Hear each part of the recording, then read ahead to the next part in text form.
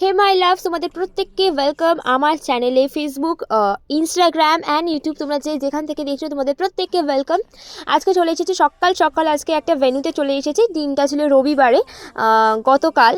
যাই হোক, তো আজকে আমার একটা রিয়েল পার্টি মেকআপ ছিল। হ্যাঁ, রিয়েল পার্টি মেকআপ একটাই বলার কারণ এর আগে যতগুলো আমি মেকআপ লুক করেছিলাম সবটাই শ্যুট পারপাস ছিল, কোনোটাও রিয়েল ছিল না। বাট এটা আমার রিয়েল, যার জন্য আমি বারবার রিয়েল কথাটা বলছি। আর অবশ্যই এটা আমার ক্যারিয়ার, আমার বিউটি জার্নিতে আমার প্রথম কাজ।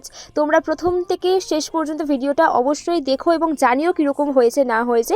আমি চেষ্টা করেছি যথাসম্ভব ভালোভাবে করার। দিদিরও তো আসতে একটু লেট হয়েছিল, প্লাস সমস্ত কিছুর মধ্যে তাড়াহুড়ো করে মেকআপ লুকটা করতে হয়েছিল। দিদির মেয়ের অন্নপ্রাশন ছিল, তো 12টার মধ্যে তাকে পুরোপুরি কমপ্লিট করে দিতে হতো। যাই হোক, তার জন্য তাড়াহুড়োর মধ্যে আমিও ছিলাম। আর খুব একটা ক্লিপ নেওয়া হয়নি, আমার মা গিয়েছিল আমার সাথে, মাই কিছু কিছু ক্লিপ নিয়েছে। যাই হোক, তোমরা দেখো পুরো ভিডিওটা প্রথম থেকে শেষ পর্যন্ত। ছোটো ছোটো কোনো কিছু ক্লিপ আমি অ্যাটাচ করে দিয়েছি, সেইগুলো তোমাদের সাথে শেয়ার করেছি। পুরো অর্থে প্রপার টিউটোরিয়াল আমি শেয়ার করতে পারলাম না, ভেরি সরি। পরবর্তীকালে যখন যাবো আমি চেষ্টা করবো প্রপার টিউটোরিয়ালটা তোমাদের সাথে শেয়ার করার।